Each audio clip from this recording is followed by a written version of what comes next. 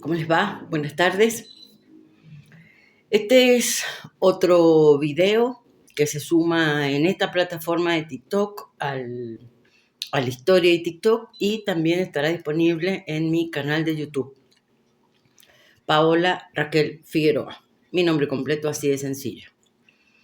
Y vamos a tratar de abordar acá elementos centrales en la comprensión y en la interpretación histórica de lo que fue el proceso del gobierno de Juan Manuel de Rosas en la provincia de Buenos Aires y su impacto en la denominada Confederación Argentina.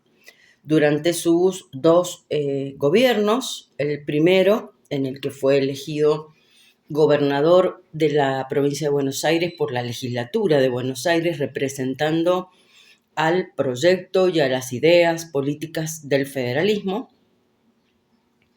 y el segundo gobierno, que tiene lugar a partir de 1835 y hasta 1852, ya vamos a ver por qué.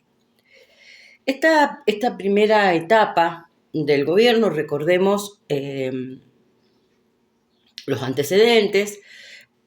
Toda la década del 20 había sido una década bastante compleja para la provincia de Buenos Aires y para el resto de las provincias que los historiadores han denominado la etapa de las autonomías provinciales. Cada provincia iba tomando las decisiones en función de lo que iba sucediendo. Es como hoy diríamos, vamos despacio, paso a paso, día a día.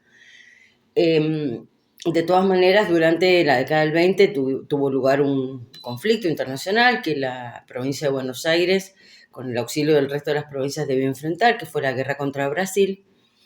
Pero las consecuencias que dejó, los residuos, iba a decir, que dejó este proceso de la guerra contra Brasil van a decantar en la llegada del federalismo a Buenos Aires, que hasta ese momento había estado siendo gobernada por el unitarismo. Recuerden, unitarios, un único poder central, y el federalismo básicamente sostiene la autonomía y el respeto a las autonomías provinciales. La llegada entonces, les decía, del federalismo a Buenos Aires de la mano de Juan Manuel de Rosas, un estanciero, rico, acomodado, con un perfil distinto al de los unitarios en cuanto a la relación en cuanto a la interacción, digamos, ¿no? Con las clases populares. Esto va a iniciar toda una línea política, les diría que no exclusiva de la Argentina, pero sí es conocida en la Argentina como la etapa del caudillismo. Esa etapa es una etapa clave porque va, por un lado, a marcar la diferencia con el perfil liberal de los unitarios en cuanto al resto de la gente y en cuanto a la concepción que se tiene del poder, de la gente siendo parte de estos grupos de poder. Voy a ser más clara. Durante el primer gobierno de Rosas, la legislatura de Buenos Aires le concedió a Rosas lo que se denominan las facultades extraordinarias. ¿Qué significa esto? Nada más y nada menos que designarlo gobernador de Buenos Aires y otorgarle la facultad para que él pudiese dictar las leyes. Facultad que es exclusiva del Poder Legislativo, no del Poder Ejecutivo. En este caso van a coincidir. La idea de política, digamos, la finalidad política, el objetivo político era generar una figura fuerte en Rosas que tuviese la posibilidad de tomar decisiones como un espacio de maniobra política amplia, y por el perfil que tenía con estas clases populares que lo legitimaban, que lo sostenían, poder hacer cosas como importantes. La concesión del Poder Legislativo le valió el mote de el restaurador de las leyes. Durante este primer gobierno, creo que lo más importante que deben recordar ustedes es la firma del Pacto Federal. El Pacto Federal es uno de los pactos preexistentes que se nombran en la Constitución Nacional, en el preámbulo. A lo mejor algunos de ustedes lo recuerdan o lo estudiaron en la primaria, o, bueno, saben la Constitución, la conocen, y dice que la nación adopta para su gobierno la forma representativa republicana y federal y los pactos preexistentes con el objeto de constituir la Unión Nacional, afianzar la justicia. Entre esos pactos preexistentes está este pacto federal que crea la Confederación Argentina. ¿Cuál es la importancia? Primero, el acuerdo político que logra Rosas construir con otras provincias. Pero por el otro lado, la Confederación Argentina lo que hace es mantener unida una estructura territorial y política, y administrativa, por supuesto, y económica, ante el peligro de la diáspora, digamos, ante el peligro de que cada provincia hiciera lo que pudiera o quisiera, y lo que hace esto es conservar la unión. Este es como un valor importante, por si alguien les pregunta a ustedes, bueno, ¿cuál es la importancia de la Confederación Argentina? Bueno, la importancia radica, entre otros elementos, en eso. El segundo gobierno de Rosas va a estar en un proceso más largo, ¿no? Del 35 al 52, como les decía recién, casi 20 años. Y va a estar caracterizado por por los conflictos internacionales que va a tener con Francia, con Inglaterra, después con Francia e Inglaterra. Y por el otro lado, en la defensa del territorio que va a tener que hacer Rosas y sus aliados, y también por el acceso que va a tener Rosas a la suma del poder público. Me voy a servir un poquito de agua. Como verán, estoy medio difónica. Ha corrido viento sonda en la provincia de Mendoza.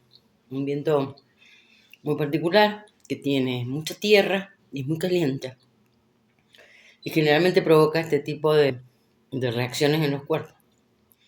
Bien, les decía sobre este segundo gobierno de Rosas, la entrega de lo que fueron la suma del poder público. ¿Qué significa esto? El poder ejecutivo, el poder legislativo y el judicial. O sea, él era juez, jurado, verdugo, de todo. Recuerden que la idea de los tres poderes ha sido construida para pensar que los poderes se cuidan no se cuidan, se controlan entre sí.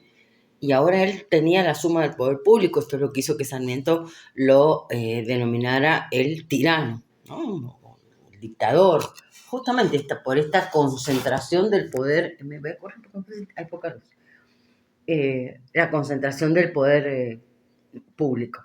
Y les decía que durante esta segunda etapa él va a tener que enfrentar enemigos exteriores como el bloqueo anglo-francés, del cual el resultado fue una defensa feroz del territorio, en una famosa batalla, la batalla de la Vuelta de Obligado, que en la Argentina se celebra hoy como el Día de la Soberanía Nacional, por esa defensa que se hizo del territorio. La idea del bloqueo anglo-francés, que duró 2 años en el puerto de Buenos Aires, era considerar beneficios económicos, comerciales, incluso para los ciudadanos que habitaban en Buenos Aires, y la resistencia del rosismo a negociar en esos términos, en los términos en los que proponía Inglaterra en ese contexto, era ser tratada como una nación independiente, no por los medios de la fuerza. El fin de Rosas es bastante complejo, tiene que ver con un desgaste que ha ido generando del rosismo los propios unitarios que tuvieron que exiliarse, la llamada generación del 37, que van a representar todas las ideas del unitarismo y la vocación de sancionar una constitución, pero también una fractura hacia el interior del rosismo, ¿no? Hay federales que siguen siendo federales, pero no son rosistas. Y su federalismo se manifiesta en esta idea de que hay que suprimir, por el costo que implica para los productos de la Confederación, las aduanas interiores. Y los recursos de las aduanas de Buenos Aires ser repartidos en igualdad de condiciones, ya que todas somos iguales, por la defensa de este federalismo, entre todas las provincias. Eso no va a tener lugar.